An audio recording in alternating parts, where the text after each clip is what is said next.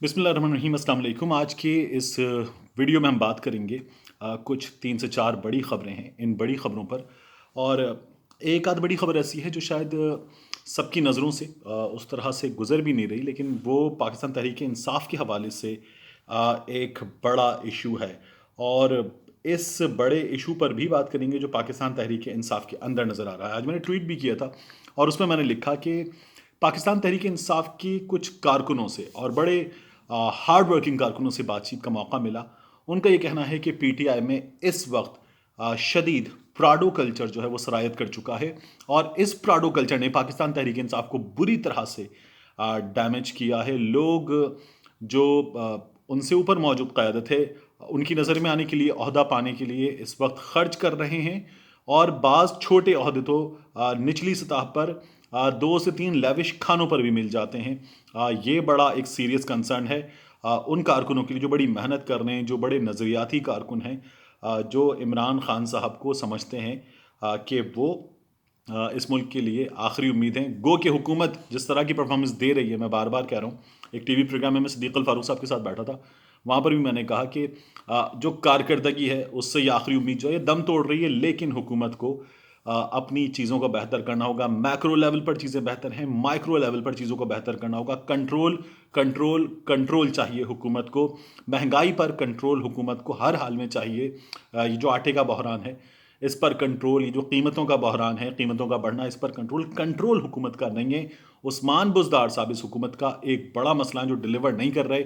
ये हुकूमत को बड़े वज़ीर बता रहे हैं, हुकूमत को, इमरान खान साहब को उनके खैरखा बता रहे हैं। क्यों समझ में नहीं आ रहा इमरान खान साहब को, इसकी एक रीज़न मुझे पता है, लेकिन बहुत सारी रीज़न्स हैं। वो इस मसले को हल कर लेना चाहिए।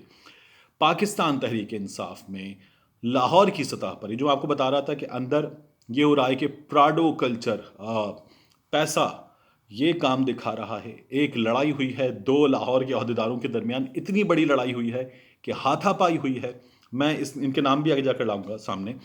हाथापाई हुई है, गनें सीधी हो गई हैं वहाँ पर मौजूद अफराद की, और फिर उसके बाद इस लड़ाई को ख़त्म करवाया गया। लेकिन मौके पर से ये सिचुएशन जो है वो डिफ्यूज़ हो गई, मगर ये लड़ाई आगे जाके पाकिस्तान तहरीक इंसाफ के अंदर बढ़ सकती है। एक अच्छी खबर जो लाहौर के हवाले से वो ये कि दुनिया के महफूज तरीन शहरों में लाहौर जो है वो पेरिस, शिकागो, न्यूयॉर्क इनसे आगे निकल गया है महफूज तरीन शहरों में। और ये जो नंबर्स की लिस्ट है, ये वक्तन फ़वक्तन इसको अपडेट करते रहते हैं।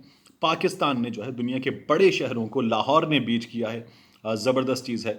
आईजी सिंध कलीम इमाम साहब पर बात हो रही है और कलीम इमाम साहब जो हैं वो भी जब अपनी कारकर्दगी बता रही हैं तो वही कह रहे हैं कि आप क्राइम इंडेक्स देखें, कितनी इंप्रूवमेंट आई है। जो सिंध गवर्नमेंट कह रही है वो चीज़ अपनी जगह है, लेकिन जिस तरह से महंगाई बढ़ी है, जिस तरह से मसाइल बढ़े हैं, बाप ने अपने बच्चों को गर्म कपड़े ना देने पर ख़ुदकुशी कर ली। ये जो मसाइल हैं महंगाई के, इनमें क्राइम बढ़ा है। लेकिन जो कराची में पुलिस का कंट्रोल है, वो कराची में क्राइम रिपोर्टर्स बताते हैं कि बहुत सारे फ्रंट्स पर जहां बड़े मसाइल थे वहां कंट्रोल भी किया है पुलिस ने। तो पाकिस्तान पीपल्स पार्टी की हुकूमत को जो शिकायत है वो पुलिसिंग से उस तरह से नहीं है जिस तरह से वो बता रहे हैं। इसमें असल में पाकिस्तान पीपल्स पार्टी की हुकूमत जो है उसकी कुछ खराबियां हैं, कुछ वज़रा के कंट्रोल के मसाइल हैं, और ये मसाइल जो हैं वो रुकावट बन रहे हैं। इसके अलावा एक बड़ा मसला जिस पर इमरान खान साहब हार मान रहे हैं, उन्हें हार नहीं माननी चाहिए। वो तो हमेशा कहते थे कि मैं कंप्रोमाइज़ नहीं करने आया, मैं ऐसी हुकूमत करने नहीं आया कि मैं जो है वो बैठ के आसानी से हुकूमत करूँ, ये तो बड़ा आसान काम है। मैं जो है वो सिस्टम ठीक करने, चीज़ें चलाने, मुल्क को आगे ले जाने के लिए आया हूँ। काफ लीग ने लाहौर में और लाहौर के अलावा 2 से 3 बड़े शहरों में अपनी मर्ज़ी के महकमों के सरबराह की कुर्सियाँ मांग ली हैं। लाहौर में काफ लीग ने जो चीज़ें मांग ली हैं उनमें वासा की सरबराही है, उनमें एलडीए की सरबराही है, उनमें पीएचए की सरबराही है, और इसके अलावा महकमे हैं, बड़े महकमे, बड़े शदीद माली फ़ायदे के, और ये काफ लीग ने मांग लिए हैं। काफ लीग के इन मुतालबात पर वज़ीर आज़म इमरान खान जो इत्तलात आ रही हैं मान चुके हैं और काम हो रहा है। जो काफ लीग राम हुई थी ये ऐसे ही राम नहीं हुई थी। तो काफ लीग जो कह रही थी कि हमने हमारी गलत फहमियाँ दूर कर दी हैं, जब परवेज़ खटक और जहांगीर खान तरीन साहब ने मुलाकात की थी, तो ये गलत फहमियाँ अगर इस तरह से दूर हुई हैं तो ये काबिल अफसोस है पाकिस्तान तहरीक इंसाफ के वर्कर्स के लिए भी। اس کے علاوہ اس ویڈیو میں مجھے بات کرنی ہے سینئر صحافی ہمارے سینئر ہیں طلعت حسین صاحب نے عمران خان صاحب کے بارے میں بات کرتے ہوئے کہا ہے کہ وہ ذہنی مریض بن چکے ہیں میاں نواز شریف صاحب کے معاملے پر. میاں نواز شریف صاحب اگر بیمار ہیں تو اللہ تعالیٰ انہیں شفا دے, آمین, مکمل شفا دے. لیکن طلعت حسین صاحب کا شدید باعث موجود ہے وزیر اعظم عمران خان صاحب کے حوالے سے, جس طرح آپ کو لگتا ہے کہ میرا باعث موجود ہے اور شدید باعث موجود ہے میاں نواز شریف صاحب کے حوالے سے, جو کچھ عرصہ پہلے تک ان کی حمایت کی شکل میں موجود تھا, لیکن اب اگر ہے تو اس کی ریزن میں پہلے بھی آپ سے شیئر کر چکا. طلعت حسین صاحب کہہ رہے ہیں کہ پہلے بھی آپ نے دیکھا تھا بیگم کلثوم نواز صاحبہ جب ہاسپٹل میں تھیں کس طرح سے لوگ بھیج کر ذہنی بیمار بن چکے ہیں یہ لوگ, انہوں نے چیک کروایا تھا. اب بھی میاں نواز شریف صاحب کے معاملے پر یہ ہو رہا ہے, اگر وہ ہوٹل گئے ہیں تو مسئلہ یہ نہیں ہے. طلعت حسین صاحب سے میرا سوال یہ ہے کہ میاں نواز شریف صاحب اگر اب ریسٹورنٹ میں چلے گئے ہیں تو یہ اتنا بڑا ایشو نہیں ہے. یہ ایشو کیوں بنا ہے؟ یہ ایشو اس لیے بنا ہے کہ عدالت میں ذیلی کمیٹی کے سامنے کابینہ کی عطا اللہ تارڑ صاحب نے, میڈیا پر ڈاکٹر عدنان صاحب نے, انہوں نے کس طرح سے بات کی تھی. یہ روئے تھے عدالت میں, انہوں نے کہا تھا کہ ہمیں یہ ڈر ہے کہ خدا نخواستہ میاں نواز شریف صاحب کو کھو نہ دیں. یہاں جو لیڈرشپ ہے وہ تو ہاتھ تک نہیں ملا سکتی تھی میاں نواز شریف صاحب سے. آج جو چیزیں سامنے آ رہی ہیں ان میں میاں نواز شریف صاحب ایک چاہنے والے کے پاس گئے, جنگلے سے ہاتھ نکالا, اس سے ہاتھ ملا رہے ہیں.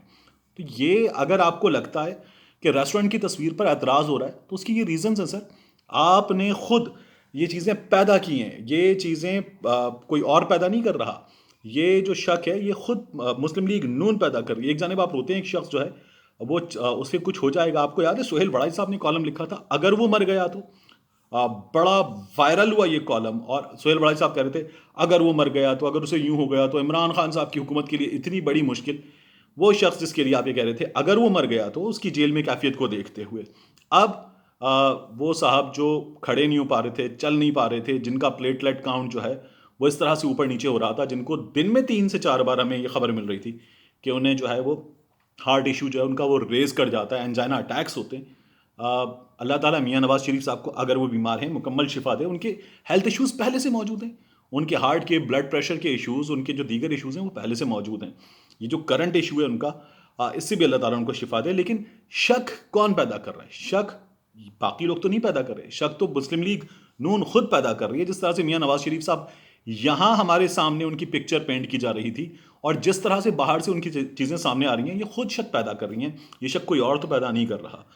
دوسری بات, ایم کیو ایم جو ہے وہ آج یہ کہہ رہی ہے کہ بڑی پیش رفت ہوئی ہے. جو اطلاعات بہادر آباد کراچی سے آ رہی ہیں ان کے مطابق ایم کیو ایم آج کچھ ڈیولپمنٹس ہوئی ہیں. یہ جو ڈیولپمنٹس ہیں یہ ہمیں کچھ دنوں میں ٹرانسلیٹ ہوتی نظر آئیں گی, تھوڑا سا وقت لگے گا ایم کیو ایم کی واپسی کی صورت میں. اور جب ایم کیو ایم کی واپسی ہوگی تو ممکن ہے کچھ تبدیلی کے ساتھ واپسی ہو. جو بہت نفیس وزیر ہیں ایم کیو ایم کے, ممکن ہے کہ وہ کابینہ میں واپس, اس کا چانس کم ہے لیکن ہے کہ وہ کابینہ میں واپس نہ آئیں, اور کابینہ میں ایم کیو ایم کی واپسی ایک مختلف انداز میں ہو. تھوڑا سا اس میں وقت لگے گا. اور یہ جو اسلام آباد کی ملاقات ہے, اس ملاقات کے بعد جو ہے 1 سے 2 اور ملاقاتیں, اور پھر ایم کیو ایم کی جو واپسی ہے وہ ممکن ہے.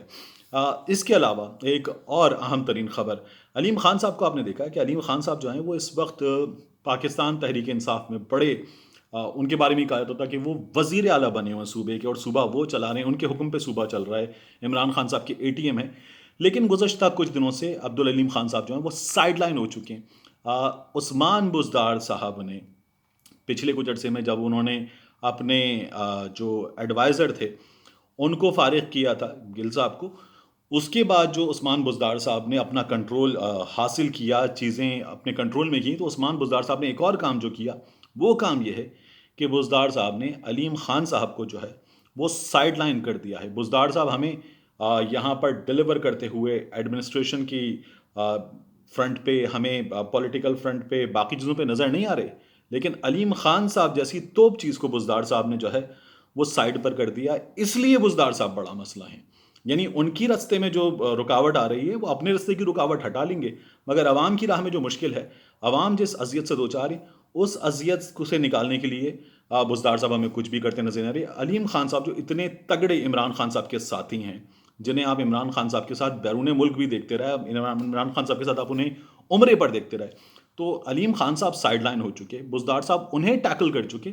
لیکن یہ جو مسئلہ ہے عوام کا مسئلہ بزدار صاحب اسے ٹیکل نہیں کر رہے. پاکستان تحریک انصاف کے وزراء عمران خان صاحب آپ کو ٹھیک بتا رہے ہیں کہ بزدار صاحب ایک مسئلہ ہیں.